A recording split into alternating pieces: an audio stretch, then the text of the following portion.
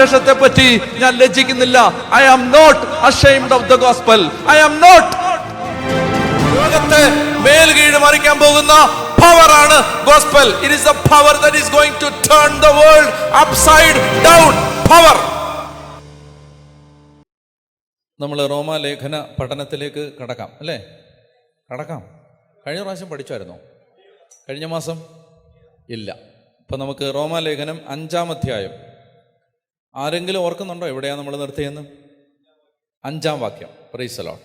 റോമാലേഖനം 5-ാം അധ്യായം നമ്മൾ 1 മുതൽ വായിക്കുകയാണ്. നമുക്ക് ആ പശ്ചാത്തലം മനസ്സിലാകാൻ. വിശ്വാസത്താൽ നീതീകരിക്കപ്പെട്ട നമുക്ക് നമ്മുടെ കർത്താവായ യേശുക്രിസ്തു വഴി ദൈവവുമായി സമാധാനത്തിൽ ആയിരിക്കാം. നമുക്ക് കൈവന്നിരിക്കുന്ന ഈ കൃപയിലേക്ക് അവൻ മൂലം വിശ്വാസത്താൽ നമുക്ക് പ്രവേശനം ലഭിച്ചിരിക്കുന്നു. ദൈവമഹത്വത്തിൽ പങ്കുചേരാമെന്ന പ്രത്യാശയിൽ നമുക്ക് അഭിമാനിക്കാം. മാത്രമല്ല നമ്മുടെ കഷ്ടതകളിലും നാം അഭിമാനിക്കുന്നു. എന്തെന്നാൽ കഷ്ടത സഹനശീലവും, സഹനശീലം ആത്മധൈര്യവും, ആത്മധൈര്യം പ്രത്യാശയും ഉളവാക്കുന്നു എന്ന് നാം അറിയുന്നു. പ്രത്യാശ നമ്മെ നിരാശരാക്കുന്നില്ല. കാരണം നമുക്ക് നൽകപ്പെട്ടിരിക്കുന്ന പരിശുദ്ധാത്മാവിലൂടെ ദൈവത്തിൻ്റെ സ്നേഹം ചൊരിയപ്പെട്ടിരിക്കുന്നു. അപ്പം മതി. അതായത് 3 ദൈവിക പുണ്യങ്ങളെ പരാമർശിച്ചു. ഏതൊക്കെയാണത്? വിശ്വാസം, പ്രത്യാശ, സ്നേഹം. പറയുക. വിശ്വാസം, പ്രത്യാശ, സ്നേഹം. അപ്പോൾ അപ്പോസ്തലൻ പറയുകയാണ്, നമുക്ക് കൈവന്നിരിക്കുന്ന ഈ ദൈവിക കൃപയിലേക്ക് നമുക്ക് പ്രവേശനം കിട്ടി. ഏതിലൂടെ?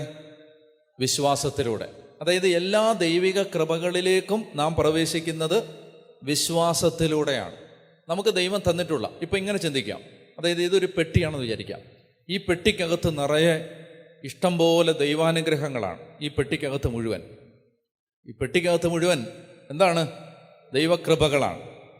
ഈ പെട്ടി നിങ്ങൾക്ക് തുറന്നെടുക്കാം. നിങ്ങൾക്ക് തന്നിരിക്കുകയാണ്. പക്ഷെ പെട്ടി പൂട്ടിയിട്ടിരിക്കുകയാണ്. ഈ പെട്ടി തുറക്കാനുള്ള താക്കോലിൻ്റെ പേരാണ് വിശ്വാസം. എല്ലാ ദൈവിക കൃപകളിലേക്കും നമുക്ക് പ്രവേശനം കിട്ടണമെങ്കിൽ എന്ത് വേണം? വിശ്വാസം. അതുകൊണ്ട് എനിക്ക് തോന്നുന്നത് ഒരു വ്യക്തി ആത്മീയ ജീവിതത്തിൽ ഏറ്റവും കൂടുതൽ പ്രാർത്ഥിക്കേണ്ടത്, കർത്താവേ എനിക്ക് വിശ്വാസം തരണമേ എന്നാണ്.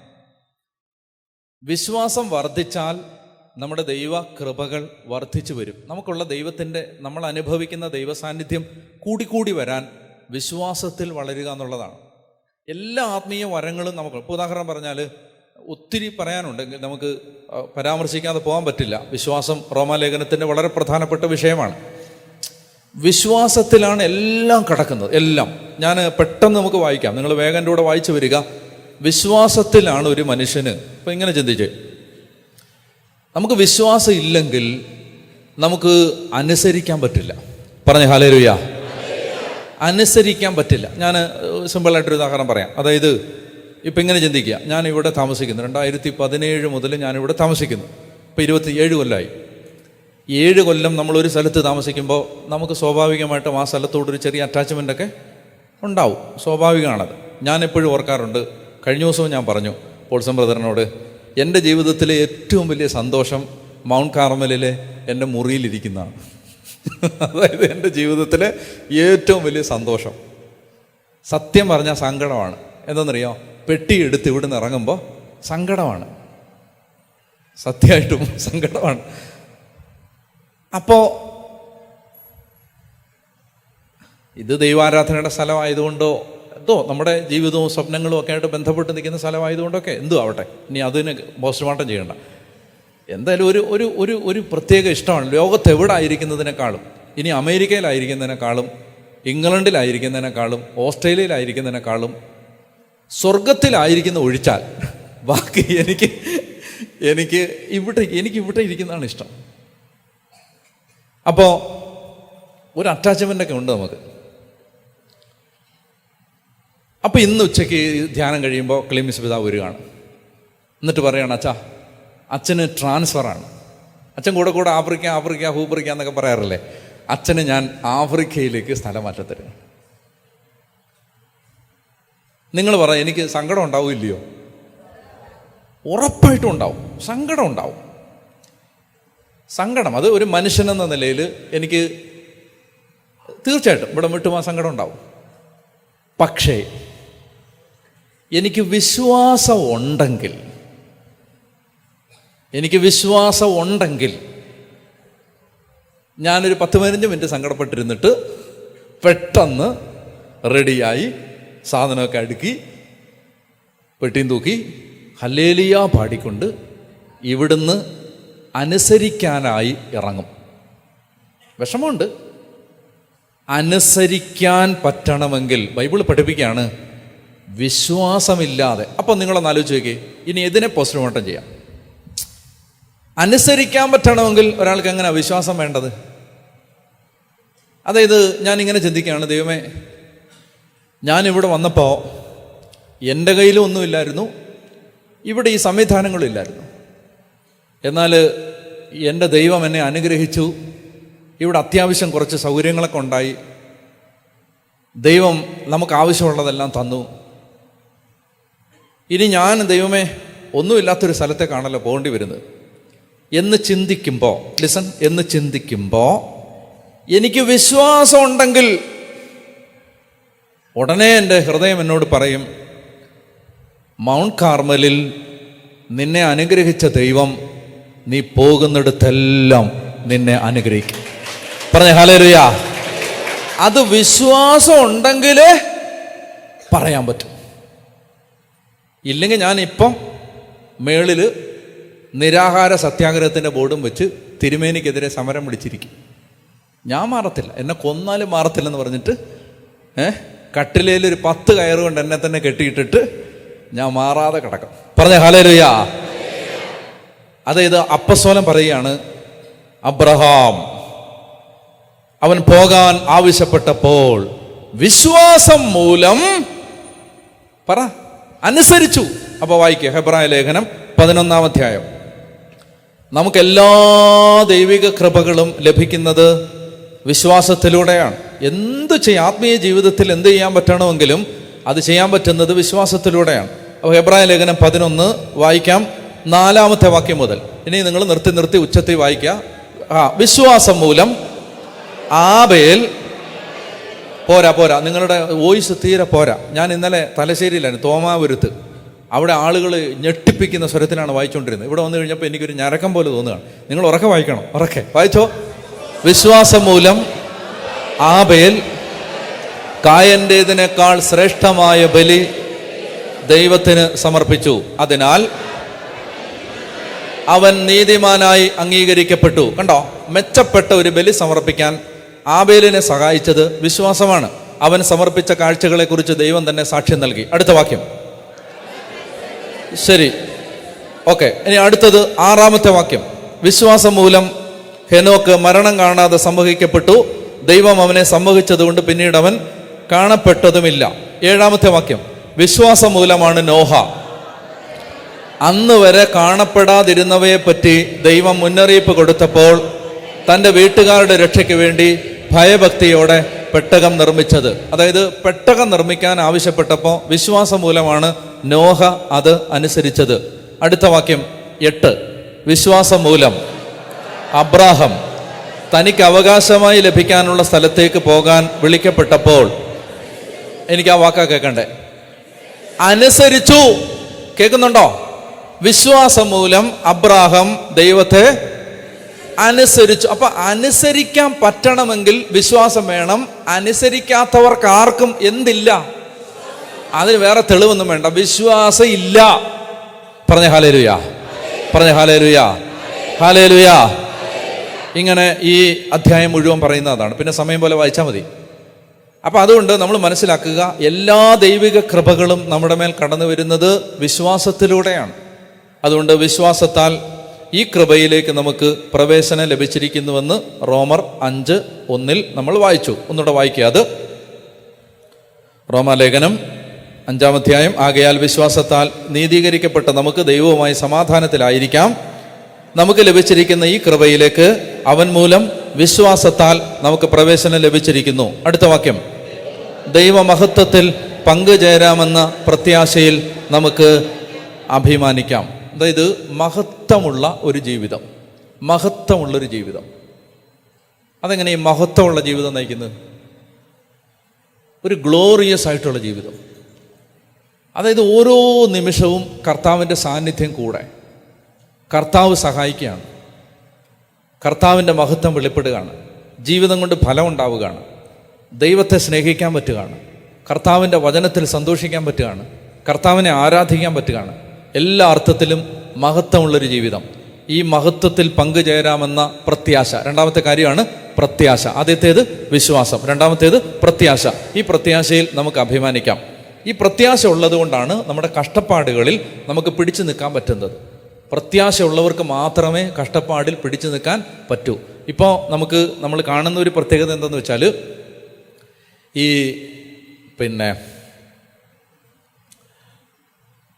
ഇപ്പം ഇന്നലെ ഞാൻ പയ്യന്നൂർ റെയിൽവേ സ്റ്റേഷനിൽ നിൽക്കുമ്പോൾ ഇന്നലെ രാത്രി ഒരു അമ്മയും മകളും എൻ്റെ അടുത്തോട്ട് വന്നിട്ടൊരു വിഷമം എന്നോട് പറഞ്ഞു. അപ്പം ഞാൻ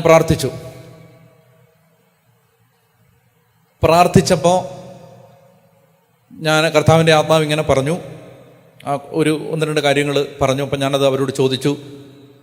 അപ്പോൾ അമ്മ എൻ്റെ അടുത്ത് പറഞ്ഞു, മകൾക്ക് ഭയങ്കര ടെൻഷനാണ് അച്ഛാ, ഭയങ്കര ടെൻഷൻ. അപ്പം അത് എൻ്റെ അടുത്ത് പറയുമ്പോൾ, എൻ്റെ അടുത്ത് ഞങ്ങളെ കൊണ്ടുവിടാമെന്നൊരു ചേട്ടൻ അവിടെ നിൽപ്പുണ്ട്. ആ ചേട്ടൻ ഇത് കേട്ടിട്ട് എൻ്റെ അടുത്ത് പറയുകയാണ്, അച്ഛാ ശരി അച്ഛാ, ഇപ്പോഴത്തെ പിള്ളേർക്കെല്ലാം ചെറിയ കാര്യം മതി ഭയങ്കര ടെൻഷനാണ്, ചെറിയ കാര്യം മതി ഭയങ്കര അസ്വസ്ഥതയാണ്. അപ്പം അത് ആ ചേട്ടൻ പറയുമ്പോൾ ഞാൻ ഓർക്കുകയായിരുന്നു, കുട്ടികൾക്ക് മാത്രമല്ല, ഈ തലമുറ തന്നെ പെട്ടെന്ന് മുറിവേൽക്കുന്നവരാണ്. പറഞ്ഞേ ഹല്ലേലൂയ. അത് ഈ തലമുറയുടെ ഒരു പ്രത്യേകത ഇതാണ്, വേഗത്തിൽ മുറിവേൽക്കുന്ന ജനമാണിത്, വേഗത്തിൽ മുറിവേൽക്കുന്ന ജനം. അതായത് മനസ്സിന് കട്ടിയില്ല.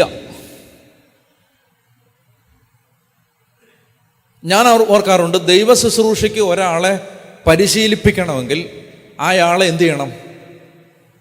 അയാളെ ഇട്ട് തട്ടി തട്ടി തട്ടി ശരിക്കും അടിച്ച് ഇടിച്ച് തട്ടി ഉപദ്രവിച്ച് എന്നോ സംഭവിച്ചാലും നേരെ ഇങ്ങനെ പൂച്ച നിൽക്കുന്ന പോലെ ഏത് പൊക്കത്തിൽ നിന്ന് വീണാലും നാല് കാലം നിൽക്കുന്ന പരുവത്തിൽ ആകാത്തവർക്ക് ദൈവ ശുശ്രൂഷയിൽ പങ്കെടുക്കാൻ പാടാ. പറഞ്ഞേ ഹല്ലേലൂയ. മനസ്സിലായോ? അത് പാടാണ്. അപ്പം ഞാൻ ഈ ചേട്ടൻ റെയിൽവേ സ്റ്റേഷനിൽ വെച്ച് എന്നോട് പറയുകയാണ്, അച്ഛാ ഇന്നത്തെ പിള്ളേർ, ഞാൻ പറഞ്ഞില്ല ചേട്ടനോട്, ഞാൻ പറഞ്ഞു എൻ്റെ ചേട്ടാ എന്തിനാ പിള്ളേരെ പറയണം, പിള്ളേരല്ല, ഇന്ന് നമ്മൾ കണ്ടുമുട്ടുന്നതിൽ 90% വേഗം മുറിവേൽക്കുന്ന മനുഷ്യരാണ്. പറഞ്ഞേ ഹല്ലേലൂയ, ഹല്ലേലൂയ, ഹല്ലേലൂയ. പെട്ടെന്ന് ഈഗോ ഹേർട്ട് ചെയ്യുന്നവർ, പെട്ടെന്ന് ഒഫൻഡഡ് ആവുന്നവർ, പെട്ടെന്ന് വയലൻ്റ് ആവുന്നവർ, പെട്ടെന്ന് കോപിക്കുന്നവർ, എന്തെങ്കിലും ഒരു ചെറിയ കാര്യം കേട്ടാൽ മതി അവർ തീർന്നു. നമ്മുടെ കൂട്ടായ്മയിൽ ഒരു സഹോദരൻ പറഞ്ഞാണ്, ഒരാളെ ഇങ്ങനെ ശുശ്രൂഷയ്ക്ക് വേണ്ടി ഇങ്ങനെ വചനമൊക്കെ പറയാൻ വേണ്ടി പരിശീലിപ്പിച്ചുകൊണ്ടിരിക്കുക. അപ്പോൾ ഒരു 10-50 പേരുള്ള ഒരു ഗ്രൂപ്പിൽ ഈ ആളോട് പറഞ്ഞു, സഹോദര, നമുക്ക് ഉദാഹരണത്തിന് ആ സഹോദരൻ്റെ പേരിപ്പോൾ ബൈജു എന്നിടാം. ബൈജു നീ നാളെ ഈ 50 പേരോട് വചനം പറയണം എന്ന് പറഞ്ഞു. ഈ 50 പേരോട് ഞാൻ പറയണമല്ലേ? പറയാം എന്നൊക്കെ പറഞ്ഞ് ഇങ്ങനെ ബലം പ്രാപിച്ചിരുന്നു. പറഞ്ഞ ആളുടെ പേര് വേറെ ഒരു പേരിടണം, ഷാജി എന്നാന്ന് വെച്ചു, ഷാജി പറഞ്ഞ ആളുടെ പേര്. അപ്പം ഷാജി ബ്രദർ ബൈജു ബ്രദറിനോട് പറഞ്ഞു, ബൈജു ബ്രദറാണ് നാളെ പ്രസംഗിക്കുന്നത്. അങ്ങനെ ഈ ഒരു ആമുഖമൊക്കെ കൊടുക്കണമല്ലോ പറയുമ്പം. അപ്പം മറ്റേ ഷാജി ബ്രദർ കയറിയിട്ട് പറഞ്ഞു, കഴിഞ്ഞ 20 വർഷമായി വചനപ്രഘോഷണ വേദിയിൽ കത്തി നിൽക്കുന്ന അത്ഭുത നക്ഷത്രം എന്നൊക്കെ പറഞ്ഞിട്ട് പറയുമ്പോൾ ഒരു ഗുമ്മൊക്കെ വേണ്ടേ, അങ്ങനെ ഇയാൾ ആദ്യമായിട്ട് പറയാൻ പോവാ. അപ്പോൾ കഴിഞ്ഞ 20 കൊല്ലമായി എന്നൊക്കെ പറഞ്ഞിട്ട് വലിയ ബൊമ്പാർഡായ വാക്കുകളൊക്കെ ഉപയോഗിച്ച് പരിചയപ്പെടുത്തി ഈ വിളിച്ചിട്ടും മറ്റേ ആളെ കാണുന്നില്ല. പരിചയപ്പെടുത്തി സമയം പോവാണ്, ആ ആള് കാണുന്നില്ല. ഇങ്ങനെ നോക്കുന്നുണ്ട്, ആളെ കാണുന്നില്ല. അവസാനം പാട്ട് പാടാൻ പറഞ്ഞിട്ട് പുറകെ പോയി നോക്കിയപ്പോൾ ഇയാളൊരു മൂലയ്ക്ക് ഇങ്ങനെ കിടക്കുക. ഷാജി, എനിക്ക് പേടിയാവുന്നടാ. പെട്ടെന്ന് വീണു പോകുന്ന മനുഷ്യനാണ്. പെട്ടെന്ന് ചെറിയ കാര്യം മതി. എൻ്റെ പ്രിയപ്പെട്ട സഹോദരങ്ങളെ, എന്താണെന്നറിയാവോ? ഈ ജനത്തിന് പ്രത്യാശയില്ല. പ്രത്യാശയില്ല. കഷ്ടതകളിൽ അഭിമാനിക്കാനുള്ളൊരു വകുപ്പില്ല. കഷ്ടപ്പാട് വരുമ്പോഴും നേരെ നിൽക്കാനുള്ള ചങ്കൂറ്റം ഇല്ല. എവിടുന്നെങ്കിലും പിശാച് വന്നൊന്ന് മാന്തിയിട്ട് പോയാൽ അതോടെ ഷാജി എനിക്ക് വയ്യടാ, പിന്നെ 15 ദിവസത്തേക്ക് കാണത്തില്ല. പറഞ്ഞേ ഹല്ലേലൂയ, ഹല്ലേലൂയ. ഞാൻ നിങ്ങളോട് പറയുകയാണ്, തോറ്റുകൊടുക്കാത്ത ഒരാത്മവീര്യം ഈ കാലഘട്ടത്തിൽ ദൈവമക്കൾക്കുണ്ടാവണം. ചെറിയ പ്രതിസന്ധികളല്ല നമ്മളെ കാത്തിരിക്കുന്നത്. ചെറിയ പ്രതിസന്ധികളല്ല നമ്മളെ കാത്തിരിക്കുന്നത്. അതുകൊണ്ട് ഈ ജനത്തിന് പ്രത്യാശ നഷ്ടപ്പെട്ട ജനമാണിത്. ഈ ജനത്തിന് പ്രത്യാശയില്ല. അതിന് പകരം എന്താ ഉള്ളതെന്നറിയോ? പറ. പ്രത്യാശയില്ല. അതിന് പകരം വേറെ സാധനമുണ്ട്. നിരാശ ഒന്നുമല്ല. അല്ലല്ല, ആശ. ആശയ്ക്കൊരു കുറവുമില്ല. പ്രത്യാശയില്ല. രണ്ടും രണ്ടാണ്. ഒന്ന് ഡിസയറാണ്, മറ്റേത് ഹോപ്പാണ്. ഹോപ്പ്. ആശയെന്ന് പറഞ്ഞാൽ ഡിസയർ, ആശ, ആഗ്രഹം. ആഗ്രഹങ്ങൾക്ക്, മോഹങ്ങൾക്ക് പരിധിയില്ല. അഴിച്ചുവിട്ട കടിഞ്ഞാണില്ലാത്ത കുതിരയെ പോലെയാണ് മോഹങ്ങൾ, ആഗ്രഹങ്ങൾ. അതിനൊരു അറുതിയില്ല. മനസ്സിലായോ? ഈ പെട്ടിക്കടയിലെ പ്രാർത്ഥനയെല്ലാം ചൊല്ലി, അത് കഴിഞ്ഞ് അപ്പുറത്തെ പെട്ടിക്കടയിലെ പ്രാർത്ഥനയെല്ലാം ചൊല്ലി, ഇത് കഴിഞ്ഞ് ഇപ്പുറത്തെ പെട്ടിക്കടയിലെ പ്രാർത്ഥനയെല്ലാം ചൊല്ലി, വീണ്ടും കറങ്ങിത്തിരിഞ്ഞ് ഈ പെട്ടിക്കടയിൽ വന്ന് പ്രാർത്ഥനയെല്ലാം ചൊല്ലി. ആശയ്ക്ക് മാത്രം ഒരു കുറവുമില്ല, പ്രത്യാശ മാത്രം ഇല്ല. മനസ്സിലായോ? രണ്ടും രണ്ടാണ്. ഇഷ്ടം പോലെ ആഗ്രഹങ്ങളുണ്ട്, ആഗ്രഹങ്ങൾ. പ്രത്യാശയില്ല. പ്രത്യാശ, വചനം പറയുന്നു, പ്രത്യാശ ഉറപ്പുള്ള നങ്കൂരം പോലെയാണ്. നങ്കൂരം, ആങ്കർ, നങ്കൂരം. കപ്പലിനെ ഓളങ്ങളിൽപ്പെട്ട് ഉലയാതെ, കപ്പലിനെ കടലിന്റെ അടിത്തട്ടിലേക്ക് ചേർത്ത് ബന്ധിച്ച് ഉലയാതെ മറിയാതെ നിർത്തുന്ന നങ്കൂരം. അതാണ് കാറ്റിലും കോളിലും കടലിരമ്പത്തിലും ഒന്നും മനുഷ്യൻ പതറിപ്പോവാതിരിക്കാൻ മനുഷ്യനെ നേരെ നിർത്തുന്ന എന്ത്? ആ വാക്കൊന്ന് ഉറക്കെ പറ. ഞെട്ടട്ട് മനുഷ്യര് പറ. പ്രത്യാശ. പറ, പ്രത്യാശ. അപ്പൊ നമുക്ക് വേണ്ടത് പ്രത്യാശ ഉള്ളത് കൊണ്ട് വചനം പറയുകയാണ്, ഞങ്ങൾ നിരാശരാകുന്നില്ല. പിശാചിന്റെ ഏറ്റവും ശക്തമായ ആയുധങ്ങളിൽ ഒന്നാണ് മനസ്സ് മടുപ്പിക്കുന്ന അനുഭവങ്ങൾ. പിശാചിന്റെ ഏറ്റവും ശക്തമായ ആയുധങ്ങളിൽ ഒന്നാണ് മനസ്സ് മടുപ്പിക്കുന്ന അനുഭവങ്ങൾ. മനസ്സ് മടുപ്പിക്കും. എന്തെങ്കിലും ഒരു നന്മ ചെയ്യാൻ ഇറങ്ങിയാൽ അതൊരിക്കലും ചെയ്യാൻ പറ്റാത്തതുപോലെയുള്ള അനുഭവങ്ങൾ അപ്പുറത്തുനിന്ന് കിട്ടുമ്പോൾ മനസ്സ് മടുക്കും. ഒരു ദൈവ മനുഷ്യന് നേരെ നിൽക്കാൻ പറ്റണമെങ്കിൽ അയാൾക്ക് എന്ത് വേണം? പ്രത്യാശ വേണം. ആശ വെക്കുന്നത് മനുഷ്യരിലാണ്, പ്രത്യാശ വെക്കുന്നത് ദൈവത്തിലാണ്. ദൈവത്തിൽ. തങ്ങളുടെ കൺമുമ്പിൽ നിന്ന് തങ്ങളെ വേദനിപ്പിക്കുന്ന മനുഷ്യരുടെ മുഖങ്ങളും അവരുടെ മുഖഭാവങ്ങളും കടന്ന് പ്രത്യാശ കൈവിരിച്ച് കാത്തു നിൽക്കുന്ന ദൈവത്തിലേക്ക് പോകും. പ്രത്യാശ. അവിടെ മനുഷ്യൻ നിരാശരാവുന്നില്ല. അപ്പോൾ മനസ്സിലാവുന്നുണ്ടെന്ന് വിചാരിക്കുന്നു. നമുക്ക് വേണ്ടത് ഒന്ന് വിശ്വാസം വേണം, രണ്ട് എന്ത് വേണം? പ്രാർത്ഥിക്കണം. മനസ്സിലായോ? പ്രത്യാശയ്ക്ക് വേണ്ടി ജീവിതത്തിൽ നിങ്ങൾ എപ്പോഴെങ്കിലും പ്രാർത്ഥിച്ചിട്ടുണ്ടോ? ഇല്ലേ? കല്ല് വേണം ഇവിടെ, കല്ല് ഇല്ലേ? പിതാവായ ദൈവത്തിൻ്റെ മകളായ പരിശുദ്ധ കന്യകാമാതാവേ, ഞങ്ങളിൽ ദൈവവിശ്വാസമെന്ന പുണ്യം വർദ്ധിക്കാനായി തിരുക്കുമാരനോട് അപേക്ഷിക്കണമേ. പുത്രനായ ദൈവത്തിൻ്റെ മാതാവായ പരിശുദ്ധ അമ്മേ, ഞങ്ങളിൽ അതാണ് ഈ പ്രത്യാശ. വിശ്വാസത്തിനും പ്രത്യാശയ്ക്കും സ്നേഹത്തിനും വേണ്ടി ഓരോ കൊന്തയിലും പ്രാർത്ഥിച്ചിട്ടുണ്ട്. ബോധമില്ലാതെ പ്രാർത്ഥിച്ചുകൊണ്ട് ദൈവം സഹായിച്ചത് കിട്ടിയിട്ടില്ല. ചോദിച്ചാൽ എന്താന്ന് നമുക്ക് വേണ്ടാത്തതുകൊണ്ടേ, പ്രത്യാശ തരണേ പ്രത്യാശ തരണേ ചോദിച്ച് അത് മനസ്സിലാവാത്തതുകൊണ്ടും ബോധമില്ലാത്തതുകൊണ്ടും ഇതുവരെയും കിട്ടിയിട്ടില്ല. ദൈവത്തിൻ്റെ മഹത്വം. പ്രത്യാശ. ദൈവമഹത്വത്തിൽ പങ്കുചേരാമെന്ന പ്രത്യാശയിൽ നമുക്ക് അഭിമാനിക്കാം. പറഞ്ഞേ ഹല്ലേലൂയ. എൻ്റെ പ്രിയപ്പെട്ട സഹോദരങ്ങളെ, ഈ ജീവിതത്തിനപ്പുറത്ത് ഒരു ജീവിതമുണ്ട്. ഈ 10, 80, 90 വർഷം കൊണ്ട് തീരുന്നതല്ല നമ്മുടെ ജീവിതം. ഇത് കഴിഞ്ഞാലൊരു ജീവിതമുണ്ട്, ഒരു മറുലോകമുണ്ട്. ആ ലോകത്ത് വലിയ മഹത്വം കിട്ടാനുണ്ട്. അതുകൊണ്ട് ഈ ലോകത്തിൽ കിട്ടുന്ന അനുഭവങ്ങളൊക്കെ കണ്ടിട്ട് മനസ്സും എടുത്തു പോകരുത്. മനസ്സിലായോ? അതുകൊണ്ട് അപ്പോസ്തലൻ പറയും, ഹെബ്രായ ലേഖനത്തിൻ്റെ 12-ാം അധ്യായം 1-ാമത്തെ വാക്യം, അതൊന്ന് വായിച്ചോ, നല്ല വചനാണ്. ഹെബ്രായർ 12:1, നമുക്ക് ചുറ്റും സാക്ഷികളുടെ വലിയ സമൂഹമുള്ളതിനാൽ, നമുക്ക് ചുറ്റും സാക്ഷികളുടെ വലിയ സമൂഹമുള്ളതിനാൽ നമ്മെ വിഷമിപ്പിക്കുന്ന ഭാരവും പാപവും നമുക്ക് നീക്കിക്കളയാം. നമുക്കായി നിശ്ചയിച്ചിരിക്കുന്ന ഈ ഓട്ടപ്പന്തയം സ്ഥിരോത്സാഹത്തോടെ നമുക്ക് ഓടിത്തീർക്കാം. നിർത്തണേ. അടുത്ത വായിക്കണം. അതിനു മുമ്പ്, നമുക്ക് ചുറ്റും സാക്ഷികളുടെ വലിയ സമൂഹമുള്ളതിനാൽ. ആരാണ് ആ സാക്ഷികൾ എന്ന് പറയാമോ? നിങ്ങളുടെ ചുറ്റുമുള്ള സാക്ഷികൾ ആരാ? നമുക്ക് ചുറ്റും സാക്ഷികളുടെ. എനിക്ക് പലപ്പോഴും സംശയം തോന്നിയിട്ടുണ്ട്. സംശയം എന്ന് പറഞ്ഞാൽ എനിക്ക് അതെന്താ അങ്ങനെ ഞാൻ ചിന്തിച്ചിട്ടുണ്ട്. എന്താണെന്നറിയാം, എനിക്ക് വേണ്ടി പ്രാർത്ഥിക്കുമ്പോൾ പണ്ട് ഞാൻ ശുശ്രൂഷ ആരംഭിക്കുന്ന കാലത്ത് ഒരു ബഹുമാനപ്പെട്ട സിസ്റ്റർ ഇങ്ങനെ പ്രാർത്ഥിച്ചിട്ട് എൻ്റെ അടുത്ത് ഫോണിൽ കൂടെ എപ്പോഴും പറയുമായിരുന്നു, അച്ഛാ അല്ലച്ചാ, അച്ഛൻ്റെ പുറകിൽ മാതാവ് ഇങ്ങനെ കൈവരിച്ച് നിപ്പുണ്ടച്ചാ. ഇങ്ങനെ പറയുമായിരുന്നു. അച്ഛാ മീഖായേലിനെ കാണുന്നച്ചാ, അച്ഛാ അൽഫോൻസാമയെ കാണുന്നച്ചാ. അപ്പം ഞാൻ ചിന്തിച്ചിട്ടുണ്ട്, ഗുണമുള്ള വല്ലവരെയും കണ്ടാൽ നല്ലതായിരുന്നു.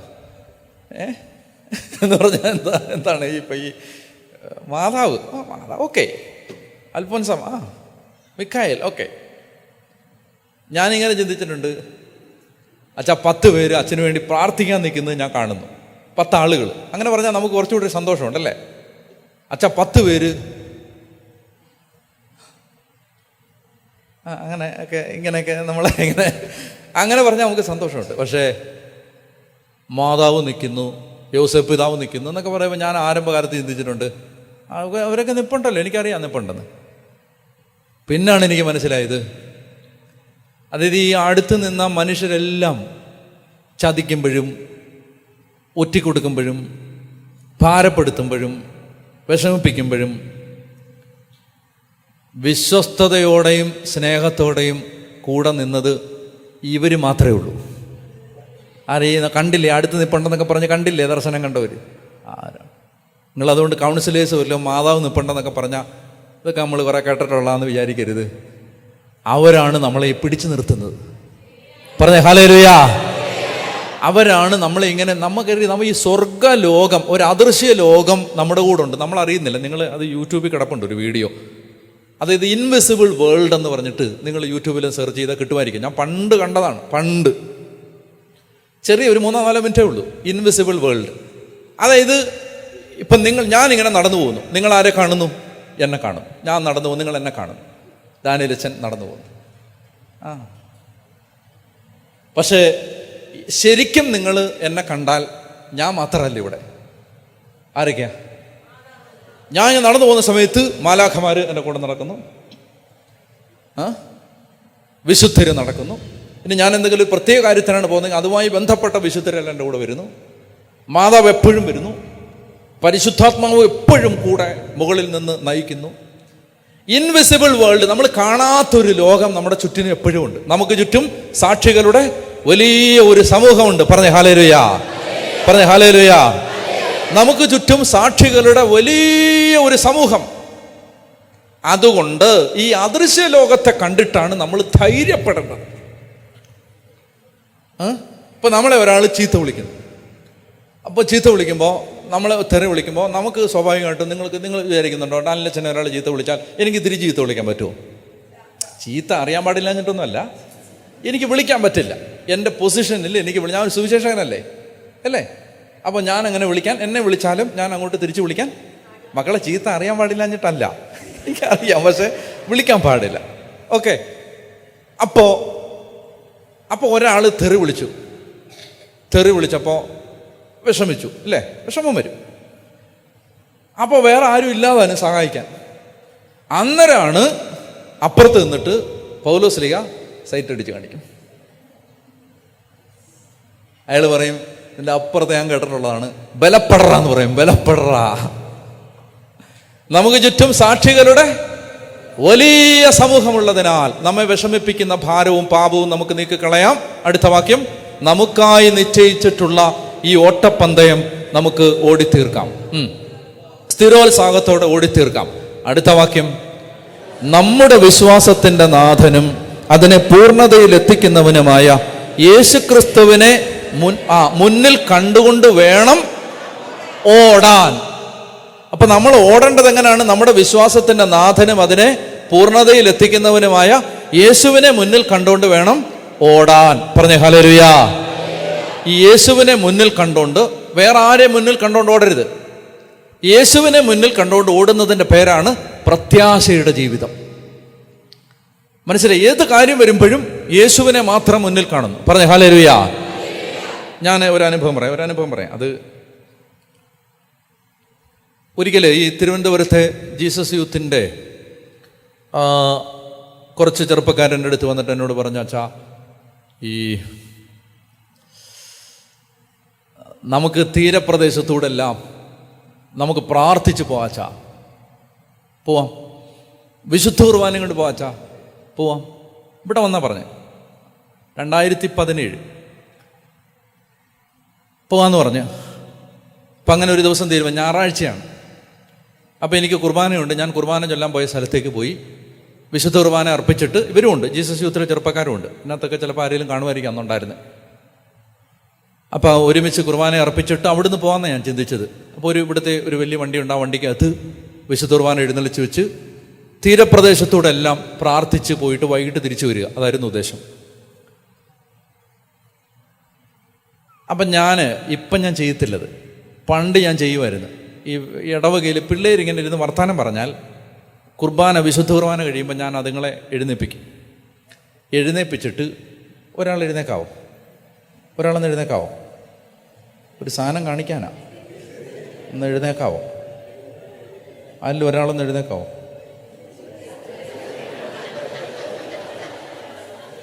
ഒരു സാധനം കാണിക്കാൻ വേണ്ടിയാ. വാ. അതായത് ഇങ്ങനെ വിളിച്ചോണ്ട് വന്ന് ഇങ്ങനല്ല നിർത്തുന്നത്, ഇങ്ങനെ നിർത്തിയിട്ട് ഇവിടെ നിൽക്കണം. നീ പ്രതിയാണ്, പ്രതി. അതായത് വർത്താനം പറഞ്ഞതിൻ്റെ പേരിൽ അറസ്റ്റ് ചെയ്തിരിക്കുകയാണ് കുർബാനയ്ക്ക്. അപ്പം ഞാൻ ഈ വിശുദ്ധ കുർബാനയ്ക്കിടയ്ക്ക് ആശീർവാദം കൊടുക്കുമ്പോഴൊക്കെ ഇങ്ങനെ നോക്കുമ്പോൾ വർത്താനം പറയുന്ന കണ്ടാൽ നോട്ട് ചെയ്ത് വെച്ചിട്ട് അവസാനം വിളിച്ചിട്ട് ഇങ്ങോട്ട് നോക്കണേ, പ്രതീകാത്മകമായ ചടങ്ങാണ്. പ്രതീകാത്മകമായ എന്ന് പറഞ്ഞാൽ നോവിക്കത്തില്ല. ഞാൻ എൻ്റെ ജീവിതത്തിൽ ഒരാളെ ഈ ചെവിക്ക് പിടിച്ച് നന്നായിട്ട് നോവിച്ച് ഈ ചെവി ചുവന്നിട്ടുള്ളൂ. അത് ആരാന്ന് ഞാൻ പറയുന്നില്ല, അത് അറിയപ്പെടുന്ന ഒരാളുടെ മകളാണ്, പറയുന്നില്ല. കോളേജിൽ പഠിപ്പിക്കുമ്പോൾ അതിങ്ങനെ. അപ്പോൾ അതേ ഉള്ളൂ എൻ്റെ ജീവിതത്തിൽ ഞാൻ നോവിച്ചിട്ടുള്ളത്, ഇങ്ങനെ ഈ ചെവിക്ക് പിടിച്ച്. അപ്പം ഈ ചെവിക്ക് നിനക്ക് നൊന്തോ? ഇല്ല. ഉറക്കെ പറ, എല്ലാവരും കേൾക്കട്ടെ. ഇല്ല. ഇവന് നൊന്തിട്ടില്ലേ? ഇങ്ങനാണ്. അതായത് ഈ ചെവിക്ക് ഇങ്ങനെ പിടിച്ചിട്ട്, ഇങ്ങനെ ചെറുതായിട്ട് ഇങ്ങനെ പിടിച്ചിട്ട്, എന്തിനാ വർത്താനം പറഞ്ഞേ, ഇനി പറയുമോ? ഇല്ല എന്ന് പറയും. ഇത് ഉദാഹരണമാണേ, നിന്നെ അറസ്റ്റ് ചെയ്തതല്ല, ഇത് ഉദാഹരണം. അപ്പോൾ എന്ന് പറഞ്ഞിട്ട് വിടും. അങ്ങനെ 3-4 പിള്ളേർ അന്നും ഉണ്ടായിരുന്നു. അവരെ ഞാൻ പിടിച്ച് ഇങ്ങനെ ചെവിക്ക് പോയിരുന്നു കഴിഞ്ഞു. എന്നിട്ട് വിട്ടു. കുഞ്ഞുങ്ങളല്ലേ, അവർക്കിത് പരസ്യമായ ഒരു ശാസനയാണല്ലോ, ഇങ്ങനെ വിളിച്ച് നൊന്തില്ലെങ്കിലും. അപ്പോൾ ഒരു കുട്ടി വീട്ടിൽ ചെന്നിട്ട് പറഞ്ഞു, അച്ഛൻ എൻ്റെ ചെവി പിടിച്ച് എൻ്റെ ചെവി കീറാറായെന്ന് പറഞ്ഞു. അപ്പോൾ ആ വീട്ടിൽ മദ്യപാനിയായ ഒരു മനുഷ്യനുണ്ടായിരുന്നു. അദ്ദേഹം പള്ളിയിലൊന്നും വന്നുകൊണ്ടിരുന്ന ആളല്ല. അദ്ദേഹം ഒരു വിറക് കമ്പ് എടുത്തുകൊണ്ട് നേരെ പള്ളിയിലോട്ടിങ്ങ് വന്നു. എൻ്റെ ജീവിതത്തിലെ ആദ്യത്തേതും അവസാനത്തേതുമായ അനുഭവമാണിത്, ഇങ്ങനെ ഒരാൾ വരുന്നത്. നല്ലൊരു അത് ഇട്ട് എൻ്റെ കൊച്ചിൻ്റെ ചെവിക്ക് നീ പിടിച്ച് ഉപദ്രവിക്ക് ഓടാൻ ചോദിച്ചിട്ട് ഇങ്ങനെ പൊക്കി. സത്യമായിട്ട് ഞാൻ വിചാരിച്ചു അടി കിട്ടിയെന്ന്. എനിക്ക് ഒരു കാര്യം ഉറപ്പാണ്, മരിക്കുന്നതിന് മുമ്പ് അടി കിട്ടും.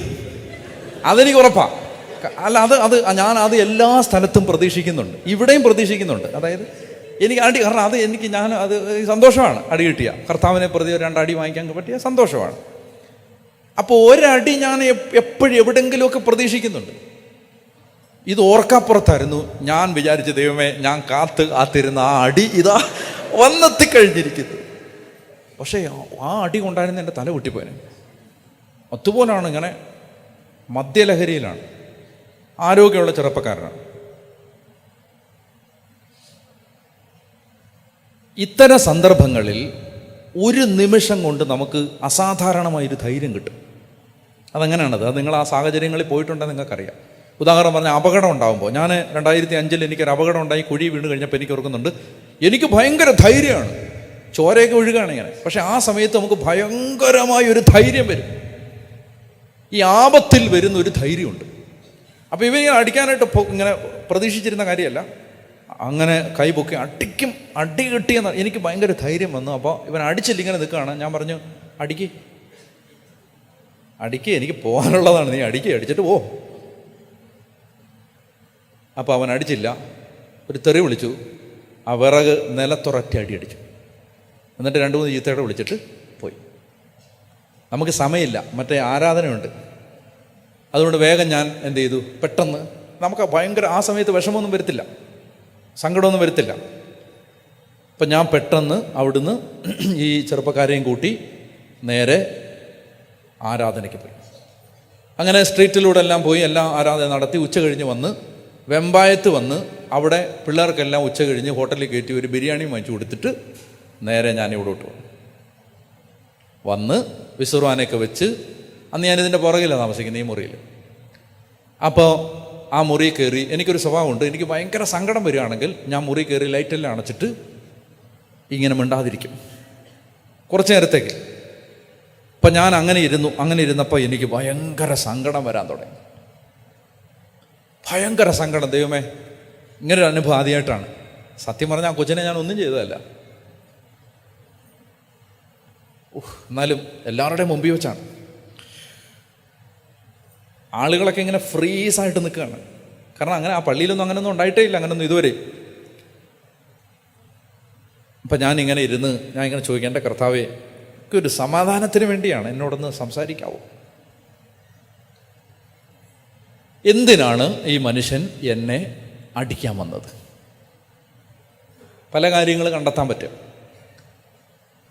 പക്ഷേ ആ സമയത്ത് കർത്താവിൻ്റെ ഒരു സ്വരം, ഒരു പ്രേരണ എൻ്റെ ആത്മാവിൽ കിട്ടിയത് ഞാൻ നിങ്ങളോട് പങ്കുവെക്കുകയാണ്. എന്ന് പറഞ്ഞാൽ, ആ ഒരു പ്രേരണ വരുന്നതോടുകൂടി എനിക്ക് ആ സംഭവവുമായി ബന്ധപ്പെട്ടിട്ടുള്ള എല്ലാ സങ്കടങ്ങളില്ലാതെ, അപ്പോൾ ആ കുടുംബം വിഷമിച്ചിരിക്കുകയാണ്. ഞാൻ അപ്പം തന്നെ അവരെ ഫോൺ വിളിച്ച്, നിങ്ങൾ ഒരു കാരണവശാലും വിഷമിക്കേണ്ട, സങ്കടപ്പെടുകയോ വേണ്ട, അത് ഒരു പ്രശ്നമില്ല, എൻ്റെ മനസ്സിലൊന്നുമില്ല, നിങ്ങൾ വിഷമിക്കേണ്ട എന്നൊക്കെ പറഞ്ഞ് ഞാൻ അപ്പം തന്നെ കുടുംബത്തെ ആശ്വസിപ്പിക്കുകയും ചെയ്തു. അപ്പോൾ അതായത് എനിക്ക് എൻ്റെ ഉള്ളിൽ ഒന്നുമില്ല, അന്നുമില്ല ഇന്നുമില്ല. പക്ഷേ എനിക്ക് പെട്ടെന്ന് എൻ്റെ സങ്കടം മാറിയത് അങ്ങനെ ഞാൻ പറയുകയാണ്. ഞാനിങ്ങനെ ചോദിക്കാം, എൻ്റെ കർത്താവ്, എന്തിനാണ് ഈ കഷ്ടത? ഒരു നല്ല കാര്യം ചെയ്യാനായിട്ട് ഇറങ്ങല്ലേ ചെറുപ്പക്കാരുടെ കൂടെ. ആ സമയത്ത് എന്തിനാണ് ഈ മനസ്സ് മടുപ്പിക്കുന്ന ഒരു അനുഭവം? കർത്താവിൻ്റെ ആത്മാവ് വന്ന് പറഞ്ഞു തന്നൊരു കാര്യം ഇതാണ്. അതായത്, നീ എത്രയോ തവണ വിശുദ്ധ കുർബാനയെക്കുറിച്ച് പറയുകയും പഠിപ്പിക്കുകയൊക്കെ ചെയ്യുന്ന ആളല്ലേ. ഈ കുർബാനയും കൊണ്ടല്ലേ നീ ഇപ്പോൾ പോകാൻ പോണേ, ഈ നാടിനെ രക്ഷപ്പെടുത്താൻ വേണ്ടി. ഈ സ്വർഗാധിസ്വർഗത്തിനും ഉൾക്കൊള്ളാൻ പറ്റാത്ത ദൈവം ഒരു ചെറിയ അപ്പക്കഷണമായിട്ട് നീ ഇങ്ങനെ കയ്യിലെടുത്ത്, കാറ്റടിച്ചാൽ പറന്നു പോകുന്നൊരപ്പം, നീ ഇങ്ങനെ ആ ദൈവത്തെ കയ്യിലെടുത്ത് ഇങ്ങനെ നടക്കുമ്പോൾ എനിക്കറിയണ്ടേ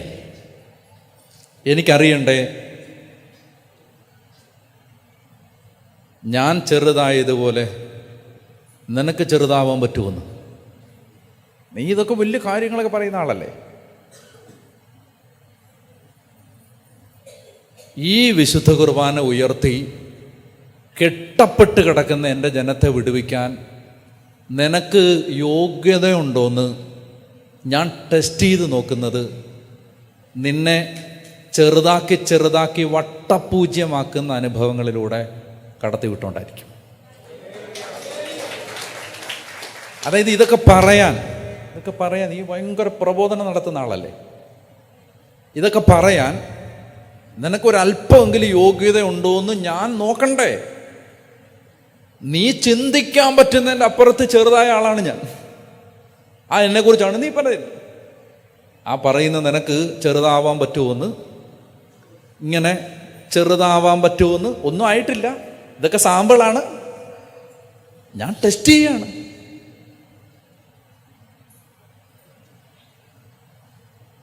ഞാൻ ആ സംഭവത്തിന് ശേഷം ഒരു കാര്യം നിങ്ങളോട് ഞാൻ പറയാം. എൻ്റെ ജീവിതത്തിൽ ഞാൻ ഒരുപാട് അപമാനം കേട്ടിട്ടുണ്ട്. ഒത്തിരി കുറ്റപ്പെടുത്തലുകൾ, കുത്തുവാക്കുകൾ, ആക്ഷേപങ്ങൾ, അപമാനങ്ങൾ. ഒരു കാര്യം എനിക്ക് കർത്താവിന് മുമ്പിൽ നിന്ന് പറയാൻ പറ്റും. ഒരാളോട് പോലും ഞാൻ എൻ്റെ ഭാഗം ന്യായീകരിക്കാൻ പോയിട്ടില്ല. ഞാനത് കർത്താവ് തന്നതല്ലേ, ഞാനത് സ്വീകരിച്ചു. എന്നോട് ആരെങ്കിലും ചോദിച്ചാൽ, ഒരു എക്സ്പ്ലനേഷൻ ചോദിച്ചാൽ, ചിലപ്പോൾ ഞാൻ ഒരു മറുപടി ഞാൻ എന്താ ഉദ്ദേശിച്ചതെന്ന് ചിലപ്പോൾ പറയുമായിരിക്കും. അത് ചോദിച്ചാൽ, അങ്ങനെ ഞാൻ ചോദിക്കാറില്ല മോസ്റ്റ്ലി. ഞാനിങ്ങനെ ചിന്തിക്കും, ഒരപമാനം, ഒരാക്ഷേപം, ഒരു കുറ്റപ്പെടുത്തൽ, ഒരു നിന്ദ, ഒരു മോശപ്പെട്ട വാക്ക് എവിടുന്നെങ്കിലും കേൾക്കുമ്പോൾ നമ്മളെ രക്ഷിക്കാൻ വേണ്ടി ചെറുതായി വട്ടപൂജയായ കർത്താവിൻ്റെ 7 അയലത്തെത്താൻ നമുക്ക് പറ്റത്തില്ലെങ്കിലും ചെറുതായിട്ടെങ്കിലും അവനോട് താതാത്മ്യപ്പെടാനുള്ള ഒരവസരമാണത്. പ്രത്യാശ. Hallelujah, hallelujah. മനസ്സിലായില്ലേ? നിങ്ങൾ സോഷ്യൽ മീഡിയയിലൊക്കെ എന്തോരം നമ്മൾ ഉദ്ദേശിക്കാത്ത കാര്യങ്ങൾ, നമ്മൾ ചിന്തിച്ചിട്ട് പോലും ഇല്ലാത്ത കാര്യങ്ങളൊക്കെ നമ്മുടെ പേരിൽ പറയുന്ന ആളുകളുണ്ട്. ആളുകളെ വിളിച്ചിട്ട് ഡാനിയലച്ചൻ്റെ പ്രസംഗം മേലി കേൾക്കരുത്, അയാൾ സഭാവിരുദ്ധനാണ്, കത്തോലിക്ക സഭ പഠിപ്പിക്കുന്ന പ്രബോധന എതിരായി പഠിപ്പിക്കുന്നവനാണെന്ന് ഫോൺ വിളിച്ച് ആളുകളെ പറയുന്ന ആളുകളെ എനിക്ക് വ്യക്തിപരമായിട്ട് അറിയാം. ഞാൻ ഇന്ന് വരെ അവരെ വിളിച്ചിട്ട് നിങ്ങൾ എന്തിനാ ഇങ്ങനെ പറയുന്നതെന്ന് ചോദിച്ചിട്ടില്ല. ചോദിക്കാത്ത എന്താണെന്നറിയാം? ഒരു ചെറിയ അപമാനമല്ലേ ഇത് നമുക്ക് സഹിക്കാം. എന്തിനു വേണ്ടിയാ? വലിയ പ്രത്യാശ നമുക്ക് കിട്ടാൻ പോവുകയാണ്. പറഞ്ഞേ ഹല്ലേലൂയ, ഹല്ലേലൂയ, ഹല്ലേലൂയ.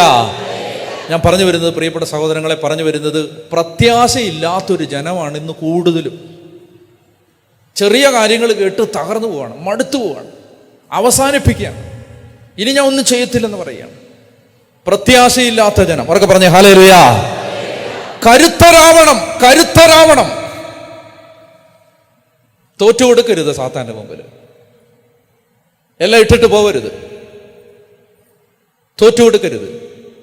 ഏത് പ്രതിസന്ധി വന്നാലും അതിനപ്പുറത്ത് 2 കൈ നീട്ടി നിൽക്കുന്ന ഒരു കർത്താവും നമുക്ക് ചുറ്റും സാക്ഷികളുടെ വലിയ സമൂഹമുണ്ട്. ഞാൻ ഒരു കാര്യം പറയട്ടെ നിങ്ങളോട്. ഈ 80, 10, 70, 80 കൊല്ലം നീളുന്ന ഈ ആയുസ്സിൽ ഇത്തിരി തെറ്റിദ്ധരിക്കപ്പെട്ടാൽ എന്നാ ഉണ്ടാക്കാം? ഈ 10, 70, 50, 60, 70, 80 വർഷം നീളുന്ന ഈ ആയുസ്സിൽ കുറച്ച് തെറ്റിദ്ധരിക്കപ്പെട്ടാൽ ഇപ്പം എന്നാ? ഇതിനപ്പുറത്തുള്ളൊരു ജീവിതത്തിൽ മാനവും മഹത്വം കിട്ടിയാൽ പോരെ? നിലനിൽക്കുന്നൊരു ജീവിതത്തിൽ മഹത്വം കിട്ടിയാൽ പോരെ? പറഞ്ഞേ ഹല്ലേലൂയ, ഹല്ലേലൂയ, ഹല്ലേലൂയ. അപ്പം അതുകൊണ്ട് ഞാൻ ഇത്രയും പറയുന്നത് എന്തെന്നറിയാം, ഇതൊക്കെ പ്രത്യാശയില്ലാത്തൊരു ജനമായിട്ട് നമ്മൾ വളരുകയാണ്. ആശകളുടെ കൂടാരങ്ങളിൽ, ആശകളുടെ കൂമ്പാരങ്ങളിൽ, മോഹങ്ങളുടെ കൊട്ടാരങ്ങളിൽ, ആ സ്വപ്നത്തേരുകളിൽ ജീവിച്ച് എല്ലാ പ്രാർത്ഥനയും കച്ചവടമാക്കി മാറ്റി പ്രാർത്ഥിക്കുന്നതല്ല. ഈ പ്രാർത്ഥന ചൊല്ലി, ആ പ്രാർത്ഥന, ഈ പ്രാർത്ഥന, മറ്റേ പ്രാർത്ഥന ചൊല്ലി ഈ ഭൂമിയിലെ കാര്യങ്ങൾ നടക്കാൻ വേണ്ടി ആത്മീയത മുഴുവൻ വിപണന വസ്തുവാക്കി മാറ്റി മനുഷ്യന്റെ ആഗ്രഹങ്ങൾക്ക് മാത്രം കടിഞ്ഞാണില്ലാത്തൊരു കുതിരയെ പോലെ അഴിച്ചുവിടാൻ പാകത്തിൽ ആത്മീയതയെല്ലാം അങ്ങനെ ആക്കിയിട്ട് നമ്മൾ സ്വർഗത്തെക്കുറിച്ചോ ആത്മീയതയെക്കുറിച്ചോ കഷ്ടത സഹിക്കുന്നതിൻ്റെ മഹത്വത്തെക്കുറിച്ചോ ഒന്നും ചിന്തിക്കാതെ നമ്മളിങ്ങനെ പ്രത്യാശയില്ലാത്ത ജനമായിട്ട് മാറുകയാണ്. പറഞ്ഞേ ഹല്ലേലൂയ, ഹല്ലേലൂയ. എൻ്റെ പ്രിയപ്പെട്ട സഹോദരങ്ങളെ, ലോകത്തുള്ള എല്ലാ സഹനങ്ങളും തീർന്നില്ലെങ്കിൽ ഇപ്പം എന്താ? തീർന്നില്ല ഇപ്പം എന്താ? ഇപ്പം എല്ലാ വേദനയും മാറിയില്ല ഇപ്പം എന്നാ? എല്ലാ രോഗവും സൗഖ്യപ്പെടണമെന്ന് ഇപ്പം എന്നാ നിർബന്ധം? എല്ലാ പ്രശ്നവും എന്തിനാ മാറുന്നേ? ഒരു കാര്യം ഉറപ്പല്ലേ, നമ്മളൊക്കെ ദൈവത്തെ വിളിക്കാൻ തുടങ്ങിയത് ഈ പ്രയാസം ഉണ്ടായ പിന്നാണ്. അല്ലെങ്കിൽ പറ അല്ലെന്ന്. ബുദ്ധിമുട്ടിൽ നമുക്ക് സങ്കടം മാത്രമല്ല കിട്ടിയത്, ഒരു ദൈവത്തെ കൂടെ കിട്ടി. ബുദ്ധിമുട്ടിൽ നമുക്ക് സങ്കടം മാത്രമല്ല കിട്ടിയത്, നമുക്കൊരു കർത്താവിനെ കൂടെ കിട്ടി. ഹല്ലേലൂയാ. അതുകൊണ്ട് കഷ്ടത സഹനശീലവും, സഹനശീലം ആത്മധൈര്യവും, ആത്മധൈര്യം പ്രത്യാശയും ഉളവാക്കുന്നു എന്ന് നാം അറിയുന്നു. പ്രത്യാശ നമ്മെ നിരാശരാക്കുന്നില്ല. കാരണം നമുക്ക് നൽകപ്പെട്ടിരിക്കുന്ന പരിശുദ്ധാത്മാവിലൂടെ ദൈവത്തിൻ്റെ സ്നേഹം നമ്മുടെ ഹൃദയങ്ങളിലേക്ക് എങ്ങനെയെന്നറിയാമോ? അതായത് നമ്മൾ എവിടുന്നെങ്കിലും നമുക്ക് എന്തെങ്കിലും പ്രയാസമോ ബുദ്ധിമുട്ടോ ഉണ്ടാകുമ്പോൾ, ഇപ്പം ഞാൻ പറയുന്നത്, നിങ്ങൾ കുടുംബ പശ്ചാത്തലത്തിൽ ഇപ്പം ഭാര്യയെന്നോ ഭർത്താവിയെന്നോ നിങ്ങൾ വിചാരിക്കുന്നത് പോലെ ഒരു പരിഗണനയോ സ്നേഹമോ നിങ്ങൾക്ക് കിട്ടുന്നില്ല എന്ന് വിചാരിക്കുക. ഒരുപാട് കുടുംബങ്ങളുടെ ഇപ്പോഴത്തെ അവസ്ഥ എന്തെന്നറിയാമോ? ഒത്തിരി കുടുംബങ്ങൾ ഇന്ന് ഒരു സമാധാനം ഇല്ല അവർക്ക്. പക്ഷെ അവർ നന്നായിട്ട് ജീവിക്കുന്നുണ്ട്. ഞാൻ കഴിഞ്ഞ ദിവസം ആലോചിച്ചു, എനിക്ക് അത്ഭുതം തോന്നും. ചില കുടുംബങ്ങളിൽ ഭാര്യയും ഭർത്താവും തമ്മിൽ വലിയ മിണ്ടാട്ടം പോലും ഇല്ല, പക്ഷേ അവർ സന്തോഷമായിട്ട് ദൈവത്തെ വിളിച്ച് പ്രാർത്ഥിച്ച് ലോകത്താരുടെ മുമ്പിൽ പ്രശ്നമുണ്ടെന്നൊന്നും കാണിക്കാതെ അവർ ജീവിക്കുന്നുണ്ട്. അങ്ങനെയുള്ള ഒത്തിരി കുടുംബമുണ്ട് ഇപ്പോൾ. അത് എന്തൊക്കെയോ ദൈവത്തെ പ്രതി അങ്ങ് ജീവിച്ചു പോവാണ് അവർ. സന്തോഷമൊന്നുമില്ല കുടുംബത്തിൽ.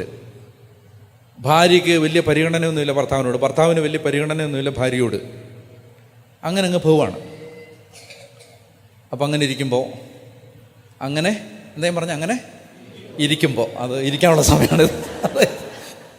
അങ്ങനെ ഇരിക്കുമ്പോൾ, ഇത് കേട്ടോ നിങ്ങൾ, അങ്ങനെ ഇരിക്കുമ്പോൾ കേട്ടോണേ, കാണാൻ വയ്യെങ്കിൽ ഈ ടി വിയിൽ ഇതിങ്ങ് അടുപ്പിച്ചോ, എൻ്റെ കാല് കാണിക്കരുത്, ഓക്കെ?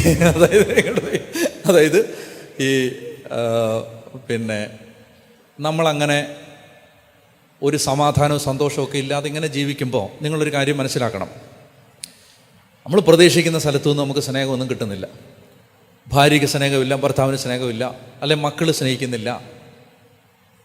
ഈ സാഹചര്യങ്ങളുടെ നടുവിലും ആരെങ്കിലും സന്തോഷത്തോടെ ജീവിക്കുന്നുണ്ടെങ്കിൽ അതെന്തുകൊണ്ടെന്നറിയാം? അവർക്ക് ഇതിനേക്കാളും വലിയ വേറെ ഒരു സ്നേഹം കിട്ടുന്നുണ്ട്. അവർക്കേ ഇപ്പോൾ ഉദാഹരണം പറഞ്ഞാൽ, നമുക്കിപ്പോൾ നമ്മൾ ഒത്തിരി, നിങ്ങളിങ്ങനെ ആലോചിച്ച് നോക്കിയേ, നമ്മൾ ഒത്തിരി ജോലി ചെയ്യുന്നു എന്ന് വിചാരിക്കാം. ഏത് മനുഷ്യനും ഒരുപാട് ജോലി ചെയ്യുമ്പോൾ പ്രതീക്ഷിക്കുന്ന ഒരു കാര്യമാണ് എന്ത്?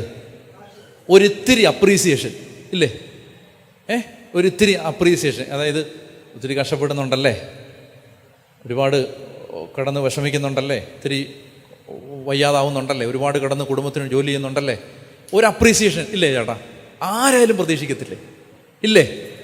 നിങ്ങൾക്കത് കിട്ടുന്നില്ലെന്ന് വിചാരിച്ചോ?